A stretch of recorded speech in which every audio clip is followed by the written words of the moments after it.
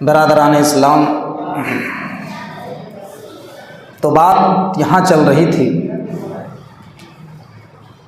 कि अल्लाह के नबी जनाब मोहम्मद रसूलुल्लाह सल्लल्लाहु अलैहि वसल्लम ने जब खाने काबा से मस्जिद अक्सा का सफ़र किया, मस्जिद अक्सा में तमाम नबियों को 2 रकात नमाज पढ़ाई,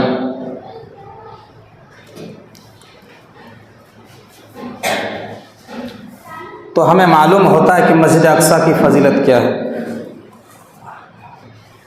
और मस्जिद अक्सा वो मस्जिद है जो तमाम नबियों का किबला रहा है। खुद हमारे नबी जनाब मोहम्मदुर रसूलुल्लाह सल्लल्लाहु अलैहि वसल्लम ने 16 महीने तक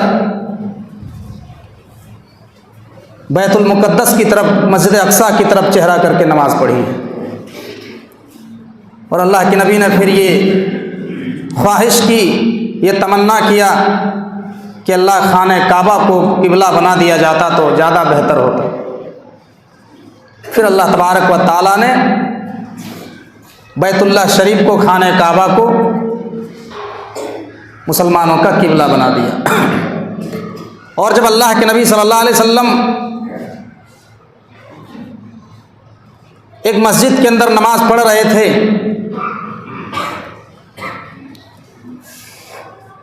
और ये हुक्म हुआ कि अल्लाह के नबी किबला चेंज कर लीजिए, किबला बदल गया है, मस्जिद अक्सा को किबला तब्दील करके मस्जिद हराम को किबला बना दिया गया है, आप चेहरा मस्जिद हराम की तरफ फेर लीजिए। तो अल्लाह के नबी ने चेहरा खाने काबा की तरफ फेर लिया, और उस मस्जिद का नाम मस्जिद किबलतैन पड़ गया, 2 किबलों वाली मस्जिद। आज भी वो मस्जिद मदीना के इर्द गिर्द मौजूद है। उस मस्जिद का नाम है मस्जिद किबलतैन, 2 किबलों वाली मस्जिद। नमाज ही के दौरान में किबला चेंज हुआ था, मस्जिद अक्सा से खाने काबा कर दिया किबला। तो मस्जिद अक्सा तमाम नबियों का किबला रहा है, तमाम नबियों का। और मुसलमानों ने 16 महीने तक मस्जिद अक्सा की तरफ चेहरा करके नमाज पढ़ी। उसी मस्जिद अक्सा में अल्लाह के नबी जब मेराज में जा रहे थे तो वहाँ रुक करके 2 रकात तमाम नबियों को नमाज पढ़ाई।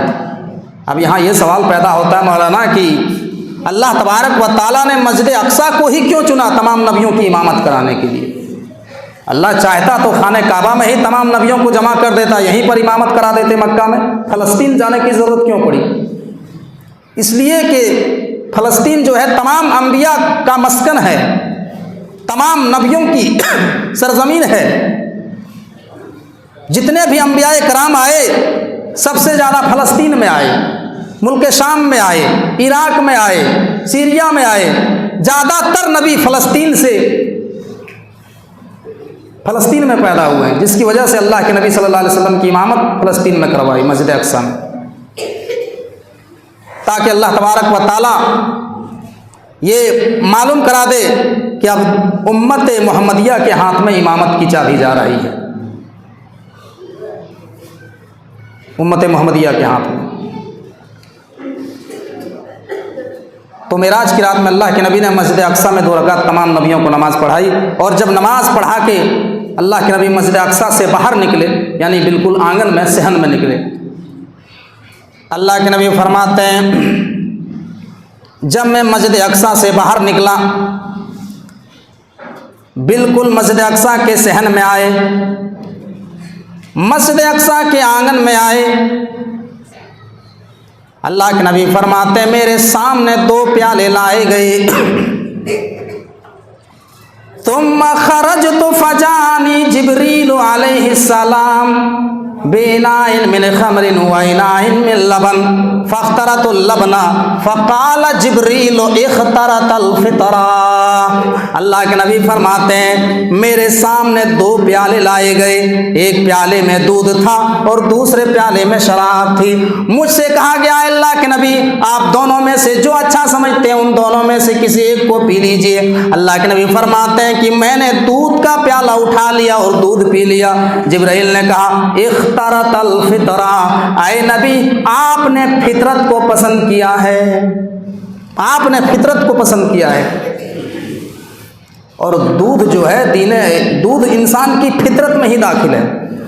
जब दुनिया के अंदर इंसान जन्म लेता है, माँ के पेट से जब बच्चा बाहर आता है तो पैदा होते ही वो गोश्त नहीं खाएगा, सब्जी नहीं खाएगा, रोटी नहीं खाएगी, चावल नहीं खाएगा। सबसे पहला जो वो उसका खाना है, उसकी गिज़ा है, माँ का दूध है मेरे भाई।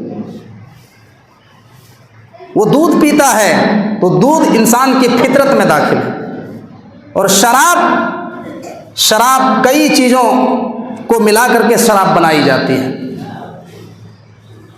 अंगूर को सड़ा करके और न जाने कौन कौन सी चीज़ों को मिला करके शराब बनाई जाती है, जो पीने के बाद इंसान की मिजाज भी तब्दील कर देती है शराब। इंसान शराब पी करके नाले में पड़ा है, रास्ते में गिरा है, मैदान में पड़ा है, कहाँ खड़ा है कोई पता नहीं। शराबियों को आपने देखा है कि नहीं?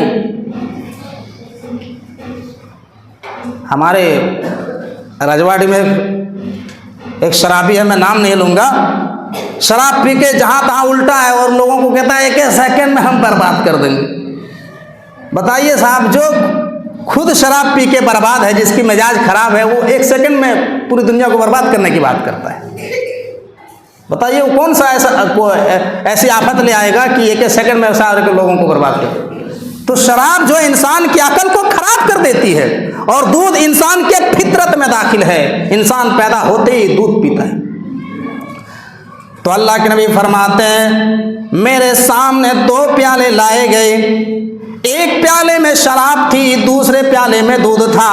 मुझसे कहा गया है अल्लाह के नबी, इन दोनों में से आप जो अच्छा समझते हैं उसको पी लीजिए। अल्लाह के नबी फरमाते हैं, मैंने दूध का प्याला उठा लिया और पी लिया।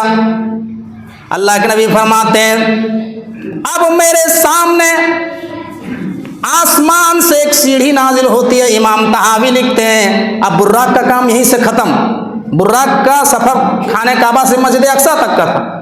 अब मस्जिद अक्सा से जो आसमान का सफर होता है, मस्जिद अक्सा से आसमान का सफर, इस सफर को कहा जाता है सफरे मेराज। सफरे मेराज इसी को कहा जाता है। मस्जिद अक्सा से जो आसमान की तरफ जो सफर होता है उसको सफरे मेराज कहा जाता है। और खाने काबा से जो फलस्तीन का सफर होता है, मस्जिद अक्सा का सफर होता है, उसको कहा जाता है सफरे इसरा। और मस्जिद अक्सा से आसमान के सफर को क्या जाता है? सफरे मेराज। इमाम तहावी लिखते हैं कि आसमान से एक सीढ़ी नाजिल होती है, उस सीढ़ी से अल्लाह के नबी जनाब मोहम्मद रसूलुल्लाह सल्लल्लाहु अलैहि वसल्लम मेराज में तशरीफ ले गए, आसमान की तरफ सफर करने लगे। हदीस के अल्फाज हैं, सुम्मन तलकना हत्ता आतैना समाअ दुनिया। अल्लाह के नबी फरमाते हैं, यहाँ तक कि मैं और जिब्राइल आसमानी दुनिया में पहुँच गए। पहले आसमान में कुछ ही लम्हों पे पहुँच गए, कुछ ही लम्हों में पहले आसमान पे पहुँच गए। जानते हो पहले ज़मीन से पहले आसमान की दूरी कितनी है? नहीं मालूम। ये जो पहले आसमान जो हमें और आपको नज़र आता है, पहले आसमान की दूरी कितनी है ज़मीन से?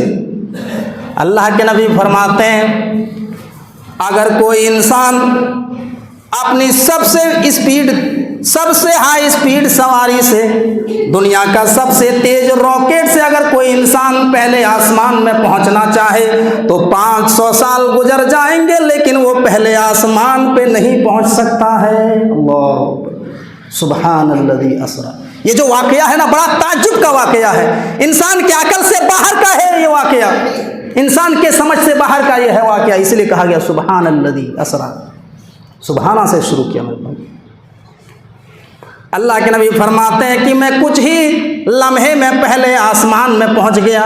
मिनटों में नहीं, घंटों में नहीं, लम्हे में, कुछ सेकंडों में पहुंच गए। अल्लाह के नबी फरमाते हैं, पहले आसमान में पहुंचा, बड़े बड़े गेट लगे हुए थे, बड़े बड़े दरवाजे, बड़े बड़े गेट लगे हुए थे। जिब्राइल ने दस्तक दी, अंदर से आवाज़ आई, कौन? कहा मैं जिब्राइल अलैहिस्सलाम। कहा आपके साथ और कौन है? कहा मेरे साथ जनाब मोहम्मद रसूलुल्लाह सल्लल्लाहु अलैहि वसल्लम है। बुलाया गया है, अल्लाह ने इनको दावत दी है, अल्लाह ने इनको इनवाइट किया है। पहले आसमान का दरवाज़ा खुलता है, पहले आसमान का दरवाज़ा खुला। अल्लाह के नबी फरमाते हैं, जैसे ही पहले आसमान का दरवाज़ा खुला, मैंने देखा कि एक बहुत ही खूबसूरत हसीन और जमील बुजुर्ग बैठे हुए हैं। एक हसीन और जमील बुजुर्ग बैठे हुए हैं। अल्लाह के नबी फरमाते हैं, आए जिब्राइल ये कौन है? आए जिब्राइल इनका तारुफ तो कराओ, इनका इंट्रोडक्शन तो करवाओ, ये कौन है? जिब्राइल कहते हैं, आए अल्लाह के नबी इनको सलाम कीजिए। अल्लाह के नबी फरमाते हैं, मैंने सलाम किया, अस्सलामु अलैकुम व रहमतुल्लाह। उन्होंने जवाब दिया, वालैकुम सलाम व रहमतुल्लाह। और उन्होंने खुल करके इस्तकबाल किया, मरहबा मरहबा बिन नबी सालेह वल इब्न सालेह। ऐ नेक बेटे आपका आना मुबारक हो, ऐ नेक नबी आपका आना मुबारक हो। मरहबा वला नेमल मजीओ जा, ऐ नेक नबी आपका आना मुबारक हो, आपका आना वेलकम हो। अल्लाह के नबी फरमाते हैं, ऐ जिब्राइल इनका तारुफ तो कराओ, इनका इंट्रोडक्शन तो करवाओ, ये कौन है? जिब्राइल फरमाते हैं, ऐ अल्लाह के नबी ये तमाम नबियों के बाप, ये तमाम इंसानों के बाप, ये तमाम लोगों के बाप हजरत आदम अलैहिस्सलाम हैं, ये हजरत आदम अलैहिस्सलाम हैं। अल्लाह के नबी फरमाते हैं कि मैंने पहले आसमान से हजरत आदम अलैहिस्सलाम से मुलाकात की। मैंने देखा कि कुछ लोगों की रूहें हजरत आदम के दाहिनी तरफ रखी हुई है और कुछ लोगों की रूहें उनके बाएं तरफ रखी हुई है। हजरत आदम जब दाहिनी तरफ देखते तो हंसने लगते हैं, मुस्कुराने लगते हैं, और जब बाएं तरफ देखते हैं तो रोने लगते हैं, उनके आंखों में आंसू आ जाते हैं। अल्लाह के नबी फरमाते हैं, जिब्राइल क्या माजरा है? आए जिब्राइल क्या मामला है? जब आदम दाहिनी तरफ देखते हैं तो हंसने लगते हैं, मुस्कुराने लगते हैं, और जब बाएं तरफ देखते हैं तो रोने लगते हैं, इनके आंखों में आंसू आ जाते हैं, क्या माजरा है? जिब्राइल फरमाते हैं, आए अल्लाह के नबी आदम की जो दाहिनी तरफ जो रूहें हैं ये सारी की सारी जन्नती हैं, ये आदम के तमाम की तमाम औलाद जन्नती हैं। जब आदम अपने जन्नती औलाद को देखते हैं तो मुस्कुराने लगते हैं, इनके चेहरे पर मुस्कुराहट आ जाती है, ये हंसने लगते हैं, और बाएं तरफ जो रूहें हैं ये सारे के सारे जहन्नमी हैं। आदम जब अपने जहन्नमी औलाद को देखते हैं तो रोने लगते हैं, इनके आंखों में आंसू आ जाते हैं। ऐ जिब्राइल ने कहा, ऐ अल्लाह के नबी यही मामला है, आदम जब दाहिनी तरफ देखते हैं तो हंसने लगते हैं इसलिए कि इनकी जन्नती औलाद है, और बाएं तरफ जहन्नमी औलाद है, जब अपनी जहन्नमी औलाद को देखते हैं तो रोने लगते हैं, इनकी आंखों में आंसू आ जाते हैं। अल्लाह के नबी फरमाते हैं कि मैं दूसरे आसमान में पहुंचा, दूसरे आसमान पे पहुंचा, आसमान का दरवाजा खुला, बड़े बड़े गेट लगे हुए थे। जिब्राइल ने दस्तक दी, दरवाजा को खोला जाता है। जैसे ही दरवाजा खुला अल्लाह के नबी फरमाते हैं, मैंने सलाम किया, अस्सलामु अलैकुम व रहमतुल्लाह। उन्होंने जवाब दिया, वालेकुम सलाम व रहमतुल्लाह। अल्लाह के नबी फरमाते हैं, दूसरे आसमान में मेरी मुलाकात दो खालाजाद भाइयों से हुई, हजरत ईसा से हुई और हजरत यहया अलैहिस्सलाम से हुई। दूसरे आसमान में कौन मिले? हजरत ईसा अलैहिस्सलाम और हजरत यहया अलैहिस्सलाम, और दोनों ने खुलकर इस्तकबाल किया, मरहबा मरहबा, ऐ नेक नबी आपका आना मुबारक हो, ऐ नेक पैगंबर आपका आना मुबारक हो। तो यहाँ एक बात का ये भी पता चला कि जब हम और आप किसी के घर में दाखिल हों तो पहले घर के करीब जाएं, दरवाज़ा बंद है तो पहले हम दरवाजे को दस्तक दें, और जब दरवाज़ा खुल जाए तो फिर दाखिल सलाम कहते हुए अंदर दाखिल हो। ये इस हदीस से मसला मालूम होता है मेरे भाई। ये नहीं कि ऐसे ही दाखिल हो जाओ, किसी के घर में दाखिल हो तो पहले आवाज़ लगाओ और जब इजाज़त मिल जाए तो सलाम वालेकुम कहते हुए अंदर जाओ। ये तालीम दी है। ये आसमानों का ये मामला है, जो आसमान में जो गेट हैं। अल्लाह के नबी फरमाते हैं, दूसरे आसमान में मेरी मुलाकात हजरत ईसा से हुई, हजरत यहया से हुई। अल्लाह के नबी फरमाते हैं कि मैं तीसरे आसमान में पहुंचा, तीसरे आसमान में मेरी मुलाकात हजरत यूसुफ अलैहिस्सलाम से हुई। अल्लाह के नबी फरमाते हैं, ऐ लोगों तीसरे आसमान में मेरी मुलाकात हजरत यूसुफ अलैहिस्सलाम से हुई। वइदा हुआ कद ऊतिया शत्रल हुस्न। ऐ लोगों, अल्लाह के नबी फरमाते हैं, ऐ लोगों मुझे ऐसा लगता है कि दुनिया की आधी खूबसूरती अल्लाह ने हजरत यूसुफ अलैहिस्सलाम को दे दी हो। कद ऊतिया शत्रल हुस्न, ऐसा लगता है जैसे दुनिया की आधी खूबसूरती अल्लाह ने खूबसूरती को दुनिया में अल्लाह ने बांट दिया है, आधी खूबसूरती दुनिया में तकसीम कर दिया और आधी खूबसूरती हज़रत यूसुफ अलैहिस्सलाम को दे दी। इतने खूबसूरत थे हज़रत यूसुफ अलैहिस्सलाम। वहाँ भी खुल करके हज़रत यूसुफ अलैहिस्सलाम ने इस्तकबाल किया, मरहबा मरहबा, ऐ नेक नबी आपका आना मुबारक हो, ऐ नेक पैगंबर आपका आना वेलकम हो। अल्लाह के नबी फरमाते हैं कि मैं तीसरे से चौथे आसमान में पहुंचा। चौथे आसमान में मेरी मुलाकात हजरत इदरीस अलैहिस्सलाम से हुई। उन्होंने भी मेरा खुल करके इस्तकबाल किया, मरहबा मरहबा, ऐ नेक नबी आपका आना मुबारक हो, ऐ नेक पैगंबर आपका आना वेलकम हो। जिब्राइल फरमाते हैं अल्लाह के नबी इनको सलाम कीजिए। अल्लाह के नबी सलाम करते हैं और वो सलाम का जवाब देते हैं और खुल करके इस्तकबाल करते हैं, लेकिन ज़्यादा देर बातचीत न हुई। अल्लाह के नबी फरमाते हैं कि मैं आगे बढ़ गया, मैं 5वें आसमान में पहुंचा। 5वें आसमान का दरवाज़ा खोला गया। अल्लाह के नबी फरमाते हैं कि पहले आसमान में मुझे हज़रत हारून अलैहिस्सलाम मिले। हज़रत हारून अलैहिस्सलाम, अल्लाह के नबी फरमाते हैं जिब्राइल ने कहा अल्लाह के नबी इनको सलाम कीजिए। अल्लाह के नबी ने सलाम किया, उन्होंने जवाब दिया, फरमाया मरहबा मरहबा, ऐ नेक नबी आपका आना मुबारक हो, ऐ नेक पैगंबर आपका आना वेलकम हो, ऐ नेक नबी आपका आना वेलकम हो, आपका आना मुबारक हो, ऐ नेक पैगंबर आपका खाना मुबारक हो। अल्लाह के नबी फरमाते हैं कि मैं 5वें आसमान से आगे बढ़ गया, मैं 6ठे आसमान में पहुंचा। 6ठे आसमान में मेरी मुलाकात हजरत मूसा अलैहिस्सलाम से हुई।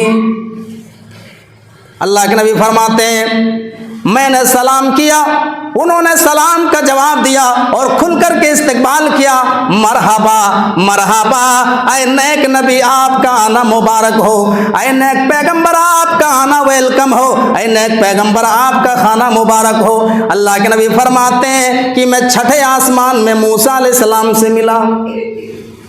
अल्लाह के नबी फरमाते हैं कि मैं आगे बढ़ा, मैंने जैसे ही आगे कदम बढ़ाया मूसा अलैहिस्सलाम रोने लगे।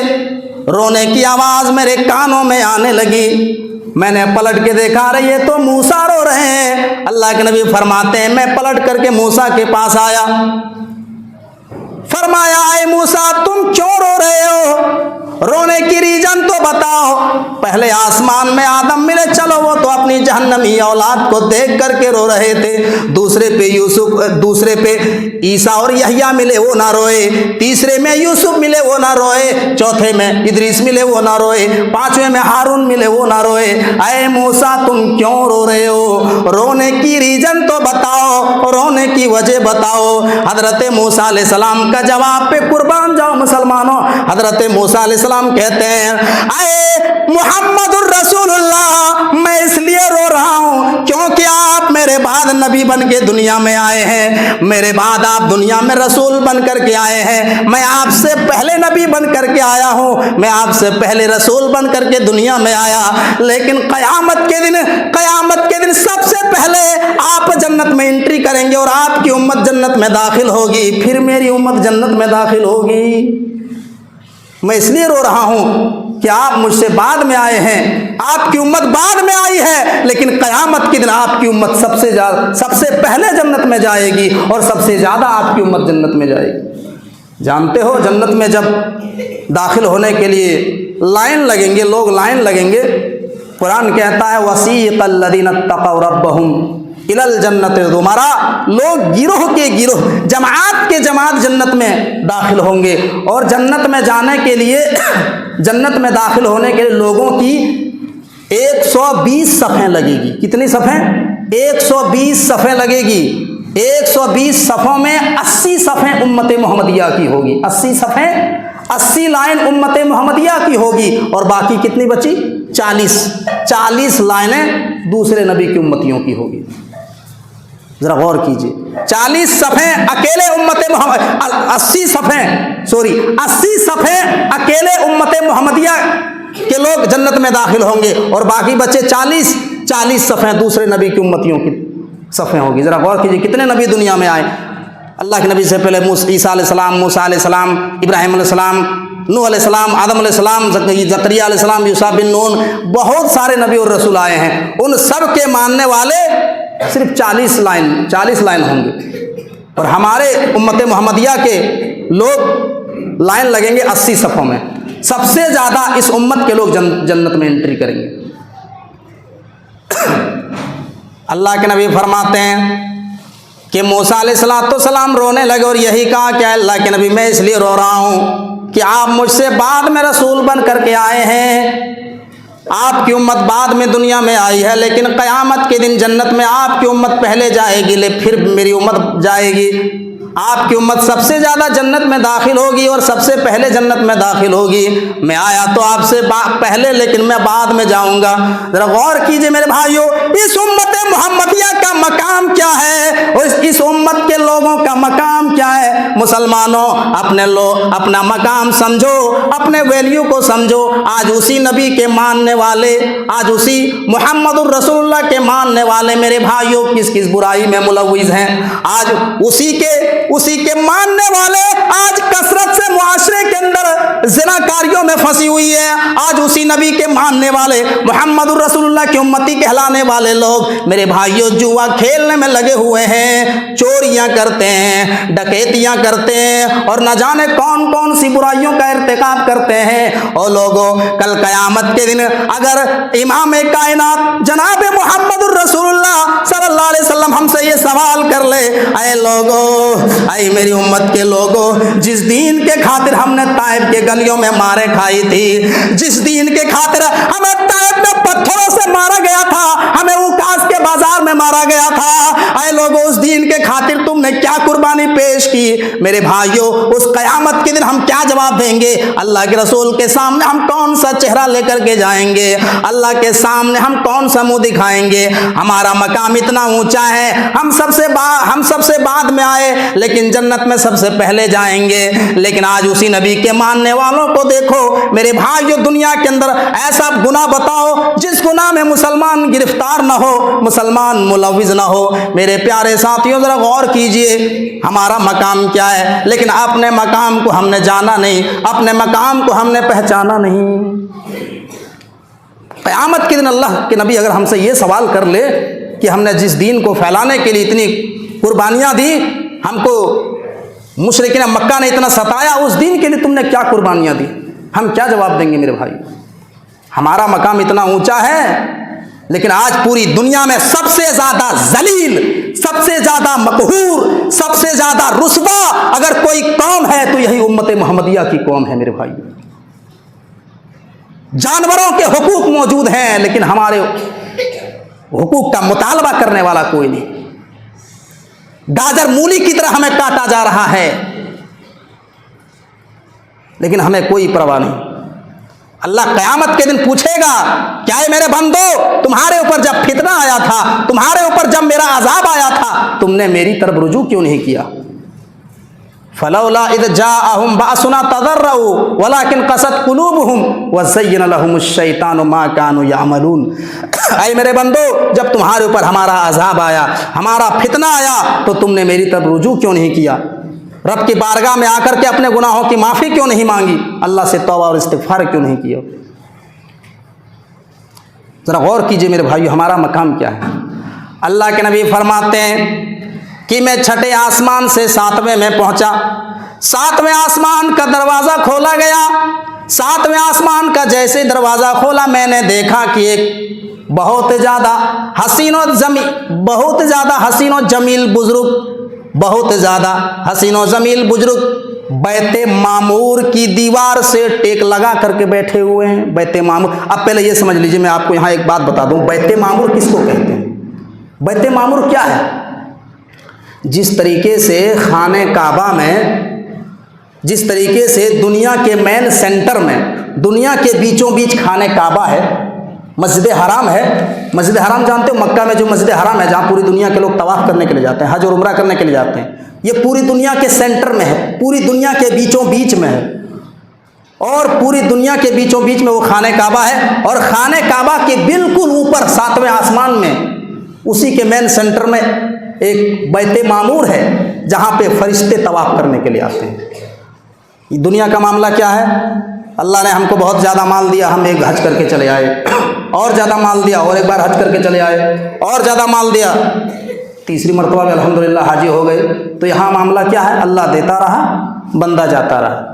लेकिन बैत मामूर का ये मामला नहीं है। अल्लाह के नबी फरमाते हैं कुल्ल यौमिन सबऊन अल्फ मलकिन, बैत मामूर में रोजाना 70,000 फरिश्ते तवाफ करने के लिए आते हैं। 70,000 फरिश्ते रोजाना बैत मामूर का तवाफ करते हैं। और जो फरिश्ता एक मर्तबा तवाफ कर ले बैत मामूर का, ला यऊदून, कयामत तक उसका दोबारा नंबर ही नहीं आ सकता है, दोबारा उसका नंबर नहीं आता है, कयामत तक दोबारा उसका नंबर नहीं आएगा।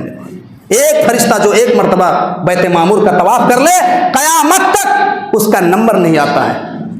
ये बैत मामूर का हाल है। हम अपनी एड़ियों के बल पलट जाए तो अल्लाह की शान में क्या फर्क पड़ता है मेरे भाइयों। अल्लाह कहता है अगर पूरी दुनिया के लोग अपनी एड़ियों के बल पलट जाएं, पूरी दुनिया के लोग बैक वक्त काफिर हो जाएं, मुर्तद हो जाएं, अल्लाह के नाफरमान हो जाएं, अल्लाह की शान में कोई फर्क पड़ने वाला नहीं है मेरे भाइयों। अल्लाह की इबादत करने के लिए अल्लाह के फरिश्ते काफी हैं। जब हमें पैदा किया जा रहा था, अल्लाह तबारक व तआला ने सबसे पहले हजरत आदम को पैदा किया, मिट्टी से बनाया। बनाने से पहले अल्लाह तबारक व तआला ने फरिश्तों से मशवरा लिया। फरिश्तों से कहा है फरिश्तों, मैं दुनिया में एक खलीफा भेजने वाला हूँ, दुनिया में एक मैं इंसान पैदा करने वाला हूँ, बताओ तुम्हारी क्या राय है, तुम इसके बारे में क्या मशवरा देते हो। फरिश्तों ने कहा अल्लाह तू ज़मीन में क्यों नई मखलूक पैदा करेगा, ज़मीन में तू क्यों इंसान को पैदा करेगा, ये इंसान ज़मीन में आबाद होकर के ज़मीन में फितना फसाद फैलाएंगे, खून रेजी फैलाएंगे, कत्लो गारतगिरी करेंगे। अल्लाह कोई नई मखलूक मत पैदा कीजिए, इंसान को दुनिया में मत भेजिए, इंसान को दुनिया में आबाद मत कीजिए।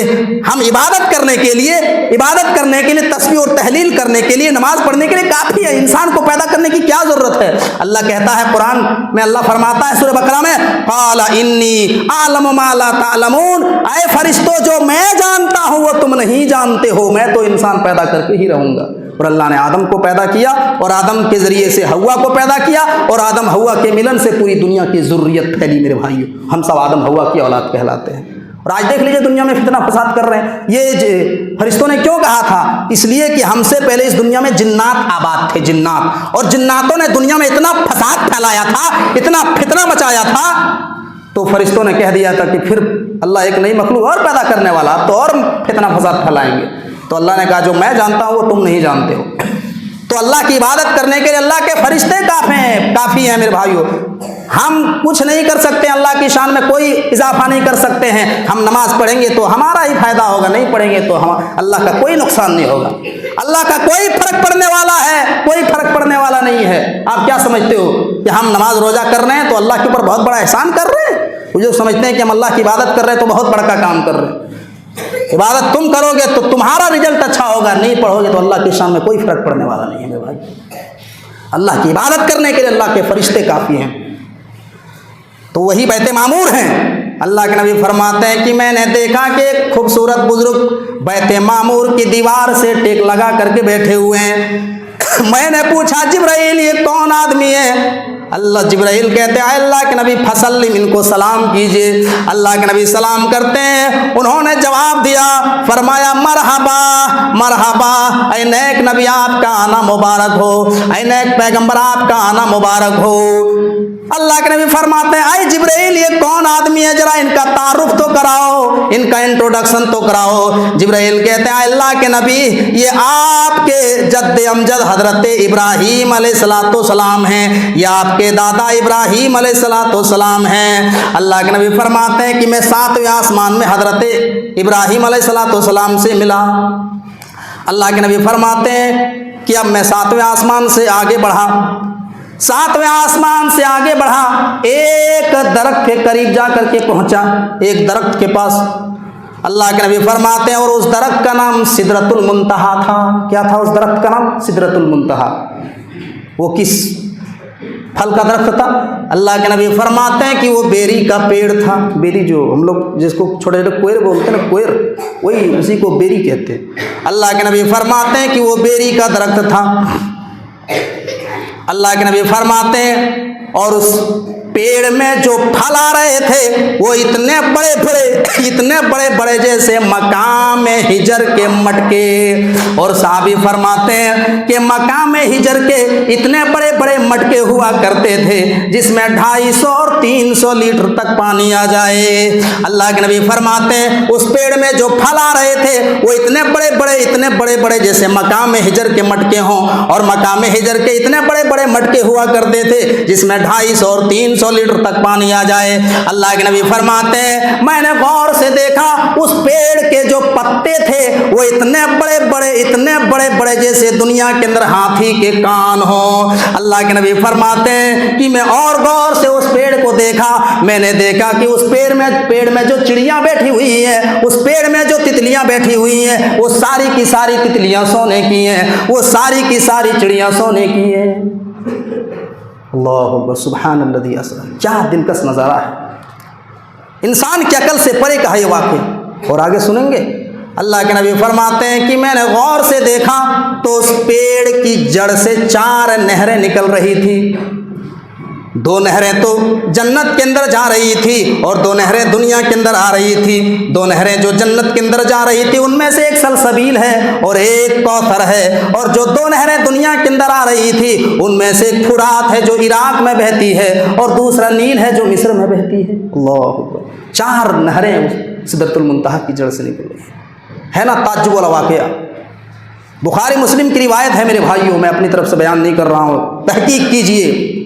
ये सब इतनी ठोस बातें मुदल्लल कोई इधर के उलमा जल्दी बयान नहीं कर पाए, इसके लिए बहुत गहरा मुताला चाहिए, बहुत गहरा स्टडी चाहिए, तब ये सब बातें बताएंगे। उस पेड़ की जड़ से 4 नहरें निकल रही थी। अल्लाह के नबी फरमाते हैं कि अब मैं सिदरतुल मुंतहा के आगे बढ़ा, मैं सिदरतुल मुंतहा के आगे बढ़ा, जिब्राइल ने मेरा हाथ छोड़ दिया। मैंने कहा जिब्राइल मेरा हाथ क्यों छोड़ दिए? जिब्राइल कहते हैं अल्लाह के नबी आप आगे बढ़ जाइए, अब हम इसके आगे नहीं जा सकते हैं। कहा क्यों नहीं? अरे जिब्राइल खाने काबा से मस्जिद अक्सा तक मेरे साथ थे, मस्जिद अक्सा से पहले आसमान से दूसरे से तीसरे आसमान से चौथे आसमान से पांचवें से छठे से सातवें आसमान से सिदरतुल मुंतहा के पास सिदरतुल मुंतहा तक मेरे साथ आए, लेकिन अब इसके आगे क्यों नहीं बढ़ सकते हैं? जिब्राइल फरमाते हैं अल्लाह के नबी ये सिदरतुल मुंतहा जो है ये लाइन है, ये बॉर्डर है, मैं इसके आगे नहीं बढ़ सकता हूं। अगर मैं इसके आगे बढ़ गया तो मेरे सारे परों को जला करके राख कर दिया जाएगा, मुझे इसके आगे बढ़ने की परमिशन नहीं है, आप जाइए। अल्लाह के नबी फरमाते हैं मैं सिदरतुल मुंतहा से आगे बढ़ा, सिदरतुल मुंतहा से आगे बढ़ा, सुम्मा उरिजा बिहत्ता सहरतो लिमुस्तवा शरीफल अकलाम। अल्लाह के नबी फरमाते हैं जब मैं सिदरतुल मुंतहा से आगे बढ़ा, लोहे महफूज में जो कलम चल रहे थे, लोहे महफूज में जो कलम चल रहे थे उसके चलने की आवाज मेरे कानों में आ रही थी। अल्लाह के नबी फरमाते हैं मैं इतना नजदीक पहुंच गया, अल्लाह के नबी फरमाते हैं कि मैंने देखा कि कुछ फरिश्ते नियत बांधे हुए हैं। मुझे बताया गया अल्लाह के नबी हमेशा नियत बांधे रहेंगे। मैंने देखा कि कुछ फरिश्ते रुकू में हैं। मुझे बताया गया अल्लाह के नबी हमेशा रुकू करते रहेंगे, ये रुकू से कभी उठेंगे नहीं। मैंने देखा कि कुछ फरिश्ते सजदे में पड़े हैं, मैंने देखा कि कुछ फरिश्ते सजदे में गिरे हुए हैं। मुझे बताया गया अल्लाह के नबी हमेशा सजदे में गिरे रहेंगे, ये कभी सजदे से सर नहीं उठाएंगे। अल्लाह के नबी फरमाते हैं मैंने ये चीज़ें देखी, लोहे महफूज में कलम चलने की आवाज़ सुनी।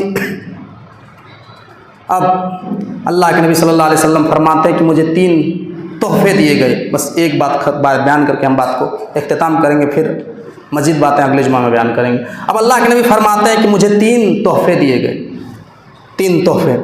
पहला तोहफा 50 टाइम की नमाज, पहले 50 टाइम की नमाज।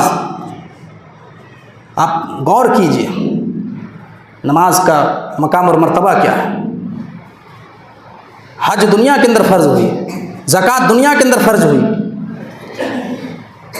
रमज़ान के रोज़े दुनिया के अंदर, लेकिन जब नमाज का मामला आता है तो अल्लाह तबारक व तआला मिराज में बुला करके अल्लाह के नबी को गिफ्ट की शक्ल में देता है। नमाज तोहफे की शक्ल में अल्लाह के नबी को मिली। 3 तोहफे अल्लाह के नबी को दिए गए। पहला तोहफा 50 टाइम की नमाज। दूसरा तोहफा अल्लाह तबारक व ताला कहता है कि अल्लाह के नबी आपको दूसरा तोहफा ये दिया जा रहा है कि आपकी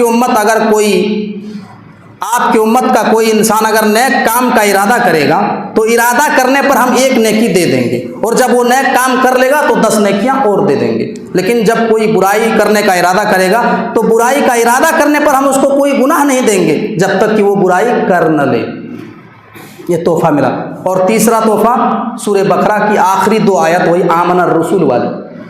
ये 3 तोहफे अल्लाह के नबी सल्लल्लाहु अलैहि वसल्लम को मेराज की रात में मिले।